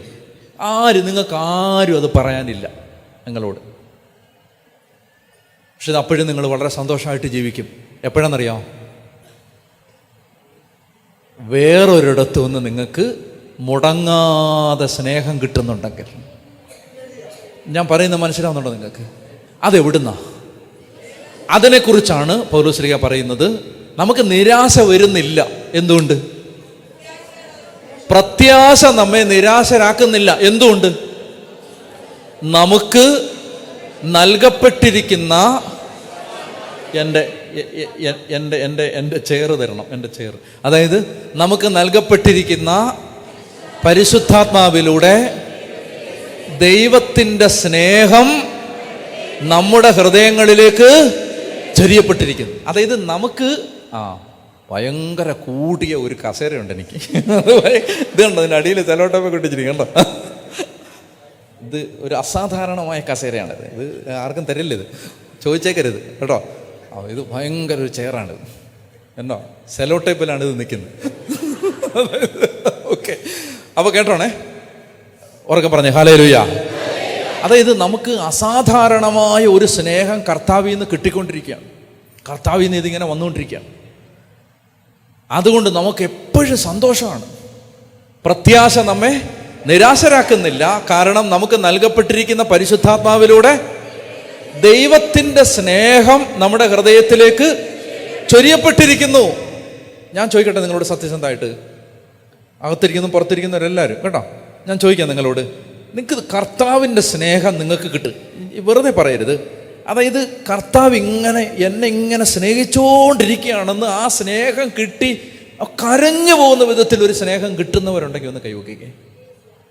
ഒത്തിരി പേരുണ്ടല്ലേ, പ്രൈസ് ദി ലോർഡ്. കിട്ടാത്തവർ കർത്താവിനോട് പറഞ്ഞോ, ഇത് അനീതിയാണ്, ഇത് പക്ഷപാതമാണ്. ആ മൗണ്ട് കാർമലിൽ ഒത്തിരിയും പേര് കൈവക്കിയായിരുന്നു. എനിക്കും അത് ഞാൻ പറയട്ടെ എൻ്റെ പൊന്നു സഹോദരങ്ങളെ, എനിക്കങ്ങനെ പറയുന്നത് തെറ്റാണോ എന്ന് എനിക്കറിയില്ല. തെറ്റാണെങ്കിൽ നിങ്ങൾ എന്നോട് ക്ഷമിച്ചേക്കണം. ഞാൻ കഴിഞ്ഞ ദിവസം ഒരു സഹോദരനോട്, എൻ്റെ കൂട്ടായ്മയിലെ ഒരു സഹോദരനോട് ഞാൻ പറഞ്ഞു, എടാ നമ്മളെ എന്തോരമാണ് ഈശോ സ്നേഹിക്കുന്നത്. ഞാൻ പറഞ്ഞത് തെറ്റാണ്, നിങ്ങൾ ക്ഷമിച്ചേക്കണം. ചിലപ്പോൾ നമ്മളെ അഹങ്കാരികളാക്കുന്ന വിധത്തിലാണ് ദൈവം നമ്മളെ സ്നേഹിച്ചുകൊണ്ടിരിക്കുന്നത്. പറഞ്ഞ തെറ്റാണ്, നിങ്ങൾ ക്ഷമിച്ചോണേ.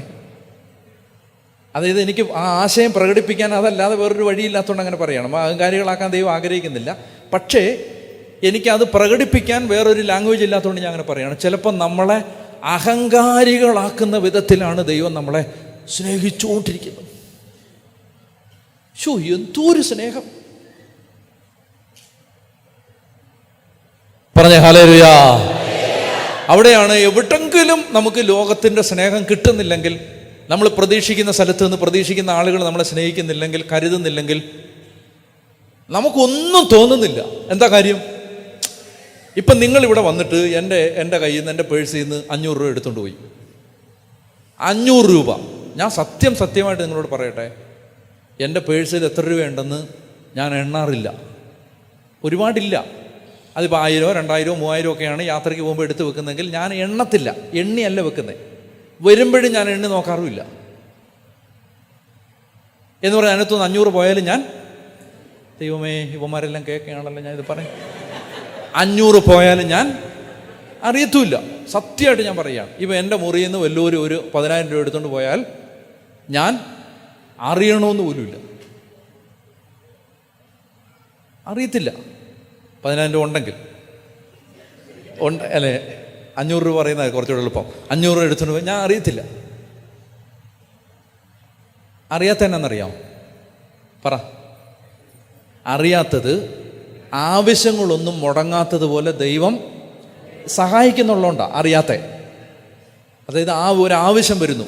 ഇപ്പോൾ കർണാടകയ്ക്ക് പോകണമെങ്കിൽ അതിന് ചിലവുണ്ട്. ആ ചിലവിനുള്ളത് ദൈവം തരുന്നോണ്ടാണ് നമ്മൾ അറിയാത്തത്.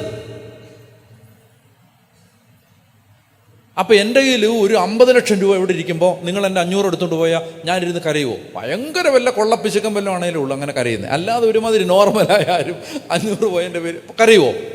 ഒരിക്കലും കരയത്തില്ല. ഒരിക്കലും ഒരു കാരണവശാലും കരയത്തില്ല. കാരണം 50 ലക്ഷം ഇവിടെ ഇരിക്കുകയാണ്. ദൈവസ്നേഹത്തിൻ്റെ ബമ്പർ ലോട്ടറി നിങ്ങൾക്ക് അടിച്ചിരിക്കേ. ഭിക്ഷക്കാരന് കൊടുത്ത 50 പൈസയുടെ പേരിൽ നിങ്ങൾ ആരും കരയാൻ പോണില്ല. ഓണം ബമ്പർ അടിച്ചിട്ടാണ് നിങ്ങൾ ഇവിടെ ഇരിക്കുന്നത്. ക്രിസ്മസ് ബമ്പർ അടിച്ചിരിക്കുകയാണ് നിങ്ങൾക്ക്. നമുക്ക് നിരാശയില്ലാതെ ജീവിക്കണം കേട്ടോ. ഇന്ന് മൗണ്ട് കാർമലിൽ നിന്ന് പോകുമ്പോൾ ഞാൻ നിങ്ങളോട് പറയുകയാണ്, നമുക്ക് ആർക്കും ഡിപ്രഷൻ വരാൻ പാടില്ല. ഡിപ്രഷനെ യേശുവിൻ്റെ നാമത്തിൽ ഇന്ന് ഉപേക്ഷിച്ചിട്ട് പൊക്കോളുക. അത് മാറുകയാണ്. അതായത് you renounce depression in the name of Jesus right here in Mount Carmel. It is gone. Hallelujah. നമുക്ക് എന്തിനെ പ്രതിയാണ് നിരാശപ്പെടാനുള്ളത്? കർത്താവ് നമ്മുടെ കൂടില്ലേ? കർത്താവ് നമ്മളെ സഹായിക്കത്തില്ലേ? കർത്താവ് നമുക്ക് സ്നേഹം തരില്ലേ? കർത്താവ് നമ്മളെ കൈവെള്ളയിൽ എടുത്തുകൊണ്ട് നടക്കില്ലേ? കർത്താവ് വേണ്ടതെല്ലാം തരില്ലേ? ഒരു അല്പകാലത്തേക്ക് നമുക്ക് ഇത്തിരി വിഷമുണ്ടെങ്കിൽ കർത്താവ് അതിലൂടെ നമ്മളെ എടുത്തോണ്ട് പോവില്ലേ? പറഞ്ഞേ ഹല്ലേലൂയ. ഞാൻ പണ്ട് കേട്ടിട്ടുള്ളൊരു കഥയാണ്. ഒരു വിശുദ്ധൻ ഒരു സ്വപ്നം കാണുകയാണ്. ആ സ്വപ്നത്തിൽ അദ്ദേഹം തൻ്റെ ജീവിതം മുഴുവൻ കാണുന്നു. ആ ജീവിതം ഒരു അഭ്രപാളിയിൽ എന്നവണ്ണം, ഒരു മൂവിയിൽ, സിനിമയിൽ എന്നവണ്ണം അയാൾ കാണുമ്പോൾ അയാളുടെ ജീവിതം മുഴുവൻ കുട്ടിക്കാലം മുതൽ ഇന്ന് വരെയുള്ള ജീവിതം അയാൾ കാണുന്നത് ഒരു കടൽ തീരത്ത് നടക്കുന്ന സംഭവമായിട്ടാണ്. അപ്പം അയാളിങ്ങനെ കാണുകയാണ്, അയാളുടെ ജീവിതത്തിൻ്റെ എല്ലാ സന്തോഷകാലങ്ങളിലും അയാൾക്ക് ആ കടൽ തീരത്ത് 4 കാൽപ്പാടുകൾ കാണാൻ കഴിയും. അയാൾ കർത്താവിനോട് ചോദിക്കുകയാണ്, കർത്താവേ എൻ്റെ സന്തോഷത്തിൻ്റെ കാലത്തെല്ലാം ഇതാ 4 കാൽപ്പാടുകൾ, 2 കാൽപ്പാടുകൾ എൻ്റെയാണ്.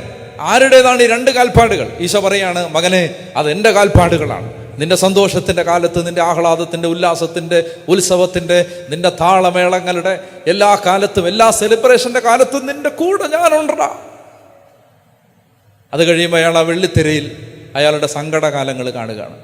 അയാൾ നോക്കുമ്പോൾ ആ കടൽ തീരത്ത് 2 കാൽപ്പാടുകളേ ഉള്ളൂ. അയാൾ കരഞ്ഞുകൊണ്ട് അയാൾ പറഞ്ഞു, കർത്താവേ, എൻ്റെ സന്തോഷകാലത്ത് നീ എൻ്റെ കൂടെ ഉണ്ടായിരുന്നു. എന്നാൽ എനിക്ക് സങ്കടം വന്നപ്പോൾ, മനുഷ്യരെന്നെ ഒറ്റപ്പെടുത്തിയപ്പോൾ, മനുഷ്യരെന്നെ തള്ളിപ്പറഞ്ഞപ്പോൾ, എൻ്റെ കർത്താവേ, എൻ്റെ കൂടെ നീ ഇല്ലല്ലോ. 2 കാൽപ്പാട് മാത്രമല്ലേ ഞാൻ ഈ കടൽ തീരത്ത് കാണുന്നുള്ളൂ. കർത്താവ് ഇങ്ങനെ മറുപടി പറഞ്ഞു, എടാ, നീ കണ്ട ആ 2 കാൽപ്പാടുകൾ എൻ്റെ കാൽപ്പാടുകളാണ്. നീ എൻ്റെ തോളിലായിരുന്നു. ആ സങ്കടകാലത്ത് നീ എൻ്റെ തോളിലായിരുന്നു. നമുക്കൊരു ദൈവം ഉള്ളത്, ആ ദൈവത്തിൻ്റെ പ്രത്യേകത എന്ന് പറഞ്ഞാൽ ദുഃഖം വരുമ്പോൾ നമ്മളെ ഇട്ടിട്ട് പോകത്തില്ല, അല്ലേ? ദുഃഖം വരുമ്പോൾ ഇട്ടിട്ട് പോകത്തില്ല.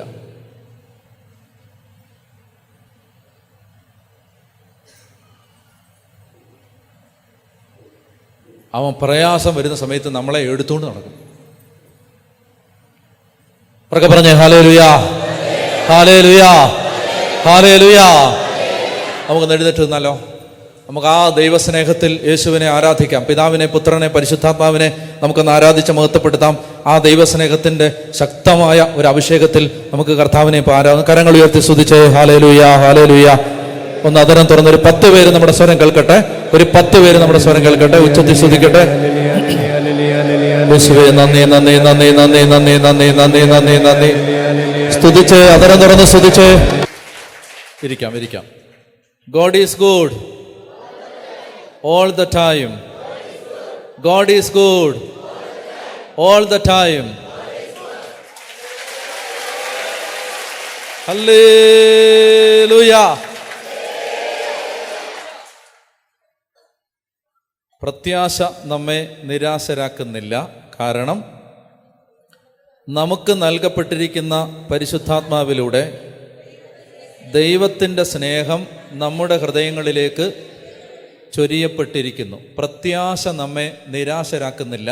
കാരണം നമുക്ക് നൽകപ്പെട്ടിരിക്കുന്ന പരിശുദ്ധാത്മാവിലൂടെ ദൈവത്തിൻ്റെ സ്നേഹം നമ്മുടെ ഹൃദയങ്ങളിലേക്ക് ചൊരിയപ്പെട്ടിരിക്കുന്നു. പറയാം, ഹല്ലേലൂയാ.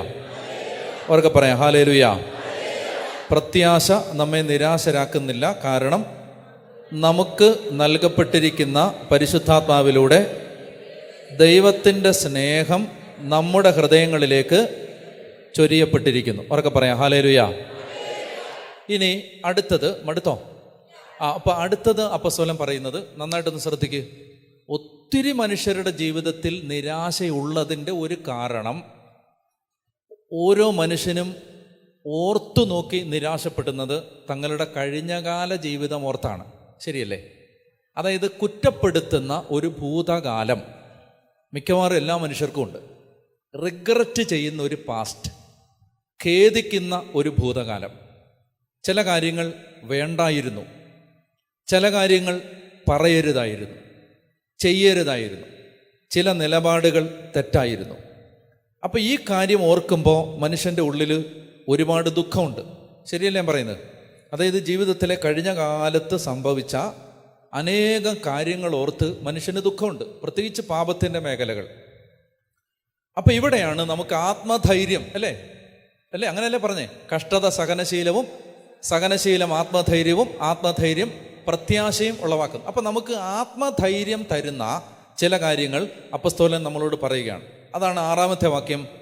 നാം ബലഹീനരായിരിക്കെ നിർണയിക്കപ്പെട്ട സമയത്ത് ക്രിസ്തു പാപികൾക്ക് വേണ്ടി മരിച്ചു. ഒന്നാമത്തെ കാര്യം, അതായത് ക്രിസ്തു നമ്മളെ സ്നേഹിച്ചു. നമ്മൾ നല്ലവരായതുകൊണ്ടല്ല. ആത്മീയതയിൽ കടന്നുകൂടാൻ ഇടയുള്ള ഒരു പോഷ്ക്ക് ചിന്ത ഇതാണ്, ഒരു തെറ്റായ ചിന്ത ഇതാണ്. എന്താണ്? ദൈവം നമ്മളെ സ്നേഹിക്കുന്നത് നമ്മൾ നല്ലവരായതുകൊണ്ടാണ്. ആണോ? അങ്ങനെയാണെങ്കിൽ ദൈവത്തിന് ഈ ലോകത്ത് ആരെയും സ്നേഹിക്കാൻ പറ്റില്ല. നിങ്ങളൊരു കാര്യം മനസ്സിലാക്കേണ്ടത്, ഞാൻ പറയുന്നത് വളരെ ശ്രദ്ധിച്ച് കേട്ട് മനസ്സിലാക്കുക. നിങ്ങൾ ആദ്യം മക്കളാണ്, പിന്നാണ് പാപികൾ. ഒന്നുകൂടെ ഒന്ന് കേട്ടാ ഞാൻ പറയുന്നത്. നിങ്ങൾ ആദ്യം മക്കളാണ്, മനസ്സിലായോ? Primarily you are the children. It's only second to that you are the fact that you are sinners. ആദ്യം ദൈവത്തിൻ്റെ കണ്ണിൽ നമ്മളെ നോക്കുമ്പോൾ ദൈവത്തിൻ്റെ കണ്ണിൽ ആദ്യം വരുന്നത് നമ്മൾ പാപികളാണെന്നല്ല, പിന്നെ ആരാ? മക്കളാണെന്നാണ്. ആദ്യം നമ്മൾ മക്കളാണ്, പിന്നാണ് പാപികൾ. മനസ്സിലാവുന്നുണ്ടോ? ദൈവം നമ്മളെ കാണുന്ന സമയത്ത് കാണുന്നത് പാപികളായിട്ടല്ല, മക്കളായിട്ടാണ്. ഒത്തിരി പേരുടെ മനസ്സിൽ ചിന്തയുണ്ട്, ദൈവം എന്നെ സ്നേഹിക്കുന്നത് ഞാൻ കുറേ നല്ല കാര്യങ്ങൾ ചെയ്യുന്നതുകൊണ്ടാണ്. ആണോ? അല്ല. നാം പാപികളായിരിക്കെ, നാം ബലഹീനരായിരിക്കെ നിർണയിക്കപ്പെട്ട സമയത്ത് ക്രിസ്തു പാപികൾക്ക് വേണ്ടി മരിച്ചു. അവിടുന്ന് പറഞ്ഞു, അവിടുന്ന് വന്നത് നീതിമാന്മാരെ തേടിയല്ല, പാപികളെ അനുതാപത്തിലേക്ക് വിളിക്കാനാണ്. അപ്പം നമുക്ക് കുറ്റങ്ങൾ സംഭവിച്ചിട്ടുണ്ട് എന്നത് നമ്മിൽ ദൈവസ്നേഹം പ്രവർത്തിക്കുന്നതിന് തടസ്സമാണോ? തടസ്സമല്ലെന്ന് മാത്രമല്ല, അതാണ് ദൈവത്തിൻ്റെ സ്നേഹം അനുഭവിക്കാനുള്ള ഏറ്റവും പ്രധാനപ്പെട്ട വഴി. ഞാൻ ഒരു ചോദ്യം ചോദിക്കട്ടെ നിങ്ങളോട്. അതായത് അപ്പസ്തോല പ്രവർത്തനത്തിൽ, തുറക്കണ്ട, കേട്ടാൽ മതി, ചോദ്യം കേട്ടാൽ മതി. അപ്പസ്തോല പ്രവർത്തനത്തിൽ ദൂതൻ ആദ്യം കൊർണേലിയോസിന് പ്രത്യക്ഷപ്പെട്ടു. കൊർണേലിയോസിന് പ്രത്യക്ഷപ്പെട്ടിട്ട് ദൂതൻ കൊർണേലിയോസിനോട് പറഞ്ഞു, ജോപ്പായിലുള്ള തുകൽപ്പണിക്കാരനായ ശിമയോന്റെ വീട്ടിൽ ശിമയോൻ പത്രോസ് എന്ന് പറയുന്ന ഒരാൾ താമസിക്കുന്നുണ്ട്. അവനെ വിളിച്ചു വരുത്തി അവന് പറയാനുള്ള സുവിശേഷം കേൾക്കുക. ഓക്കെ, ആരോട് പറയുന്നു? കൊർണേലിയോസിനോട്. ദൂതന് വരുന്ന പെടാപ്പാട് നിങ്ങൾ ഓർത്തോണം. ദൂതൻ ആദ്യം തമ്പാനൂരി എന്നിട്ട് പറയുകയാണ്, ആരോട്? കൊർണേലിയോസിനോട് പറയുകയാണ്, നീ എന്ത് ചെയ്യുക, നീ വട്ടപ്പാറയുള്ള ശിമയോന്റെ വീട്ടിൽ ചെന്ന് ആളെ വിളിച്ചുകൊണ്ട് വന്ന് അവൻ പറയാനുള്ള സുവിശേഷം കേൾക്കുക. ഇനി തമ്പാനൂരിൽ നിന്ന് ദൂതൻ അടുത്ത വണ്ടിക്ക് കയറി വട്ടപ്പാറ ഇറങ്ങിയിട്ട് ആളുടെ അടുത്ത് ചെന്ന് പത്രോസിന്റെ അടുത്ത് ചെന്നിട്ട് പറഞ്ഞു, കൊർണേലിയോസ് നിന്നെ വിളിക്കാൻ വരും, അപ്പം നീ അവനോട് പോയിട്ട് അവനോട് സുവിശേഷം പറയണം. ഞാൻ ആലോചിച്ചിട്ടുണ്ട്, ഈ ദൂതനങ്ങ് പറഞ്ഞാൽ പോരെ കൊർണേലിയോസിനോട്? എന്തിനാണ് ഈ വളഞ്ഞു വന്ന് മൂക്കെ പിടിക്കുന്നത്? ചോദ്യം പിടികിട്ടിയോ? പിടികിട്ടിയില്ല. എന്നോട് പറയാം, എന്താണെന്നറിയാം? ദൈവദൂതൻ ആദ്യം കൊർണേലിയോസിന് പ്രത്യക്ഷപ്പെട്ടിട്ട് പറഞ്ഞു, നിനക്കൊരു സുവിശേഷം കേൾക്കാനുണ്ട്. ആ സുവിശേഷം നിന്നോട് പറയുന്നത് ശിമയോനാണ്, അയാൾ മറ്റേ വീട്ടിൽ താമസിക്കുകയാണ്. നീ അവിടെ ചെന്ന് അവനെ വിളിച്ചുകൊണ്ട് വന്ന് വീട്ടിൽ കൊണ്ടുവന്നിട്ട് സുവിശേഷം കേൾക്കണം. ഇനി ആ ദൂതൻ അവിടുന്ന് കൊർണേലിയോസിന്റെ വീട്ടിൽ നിന്ന് നേരെ പത്രോസിന്റെ അടുത്ത് എന്നിട്ട് പറയുകയാണ്, പത്രോസെ നിന്നെ വിളിക്കാൻ അവിടുന്ന് ആള് വരും. ഈ കൊതിഞ്ഞുണയും പറയുന്ന പെണ്ണുങ്ങളുടെ കൂട്ടാണിത്. മനസ്സിലായി? ഇവിടെ ഒരു കാര്യം പറഞ്ഞിട്ട് അപ്പുറത്ത് എന്നിട്ട് അപ്പോൾ എന്ന് പറഞ്ഞ പോലെ ഇത് ഈ പിന്നെ നേരെ അവിടെ ചെന്നിട്ട് പറയാണ്, നിന്നെ വിളിക്കാൻ ഇപ്പോൾ ആള് വരും, നീ അപ്പോൾ മടി കൂടാതെ അവിടെ ചെന്നിട്ട് കൊർണേലിയോസിനോട് പോയി പ്രസംഗിക്കണം യേശുവിനെ കുറിച്ച്. എൻ്റെ ചോദ്യം, ഈ ദൂതൻ തന്നെ സുവിശേഷം അറിഞ്ഞുകൂടെ? ചോദ്യം പിടികിട്ടിയല്ലോ.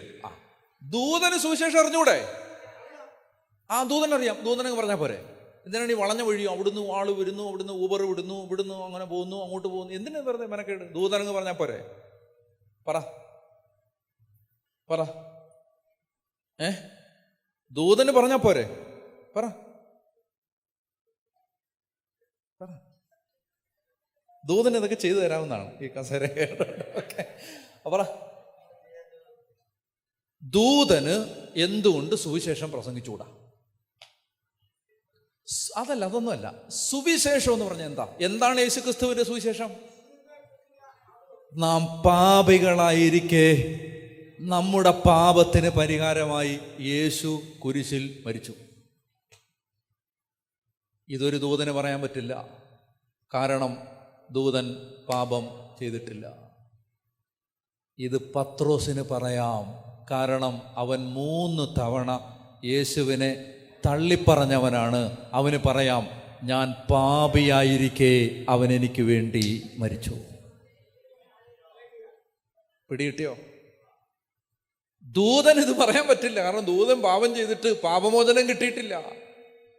ദാനിയേലിന് പറയാം, ദാനിയേൽ പാപം ചെയ്തിട്ട് പാപമോചനം കിട്ടിയിട്ടുള്ള ആളാണ്. ക്രിസ്തു നിന്റെ പാപത്തിന് പരിഹാരമായി മരിച്ചു എന്ന് എനിക്ക് പ്രസംഗിക്കാം, ദൂതന് പ്രസംഗിക്കാൻ പറ്റില്ല. നാം പാപികളായിരിക്കെ യേശു. അപ്പൊ അതുകൊണ്ട് ക്രിസ്തുവിന്റെ സ്നേഹം അനുഭവിക്കാനുള്ള യോഗ്യത എന്താ? പറ. പാപിയാണോ? നിനക്ക് ദൈവ സ്നേഹം കിട്ടും. പാപിയാണോ?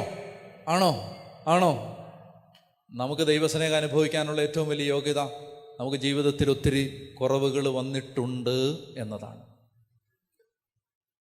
അതാണ് നമുക്ക് നിരാശ വരാത്തത്. നാം ബലഹീനരായിരിക്കെ നിർണയിക്കപ്പെട്ട സമയത്ത് ക്രിസ്തു പാപികൾക്ക് വേണ്ടി മരിച്ചു. നീതിമാന് വേണ്ടി പോലും ആരെങ്കിലും മരിക്കുക പ്രയാസമാണ്. ഒരുപക്ഷെ ഒരു നല്ല മനുഷ്യന് വേണ്ടി മരിക്കാൻ വല്ലവരും തുനിഞ്ഞെന്ന് വരാം. എന്നാൽ നാം പാപികളായിരിക്കെ ക്രിസ്തു നമുക്ക് വേണ്ടി മരിച്ചു. അങ്ങനെ നമ്മോടുള്ള തൻ്റെ സ്നേഹം ദൈവം പ്രകടമാക്കിയിരിക്കുന്നു. മനസ്സിലായോ?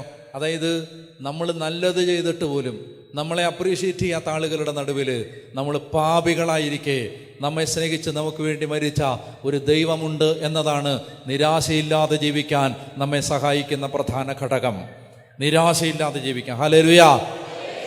ആകയാൽ ഇപ്പോൾ അവൻ്റെ രക്തത്താൽ നീതീകരിക്കപ്പെട്ട നാം അവൻ മൂലം ക്രോധത്തിൽ നിന്ന് രക്ഷിക്കപ്പെടുമെന്നത് തീർച്ചയാണല്ലോ.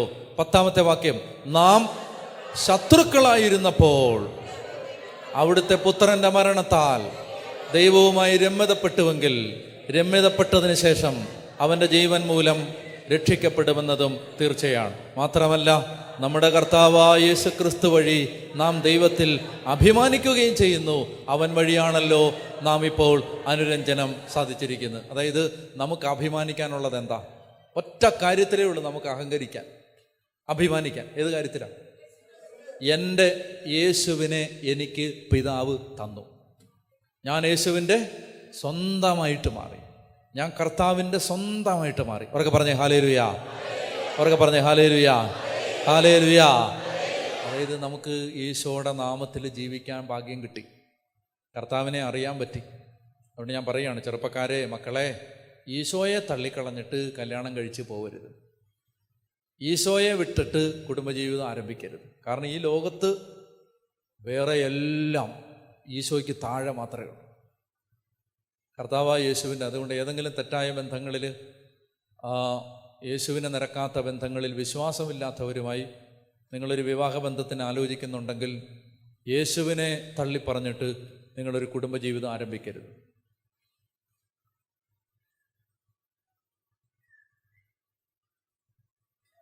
സുഖമാണോ?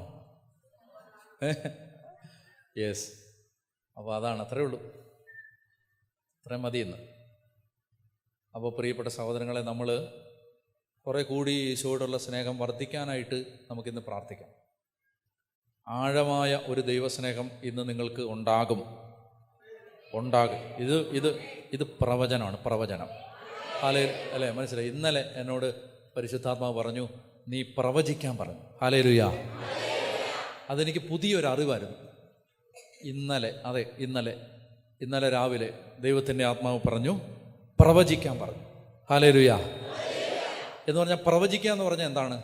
കർത്താവ്, ഈ രോഗം മാറണേന്നല്ല, ഈ രോഗം യേശുവിൻ്റെ നാമത്തിൽ മാറുന്നു. മാറട്ടെ എന്നല്ല, മാറുന്നു. അങ്ങനെയാണ്. ഹല്ലേലൂയ.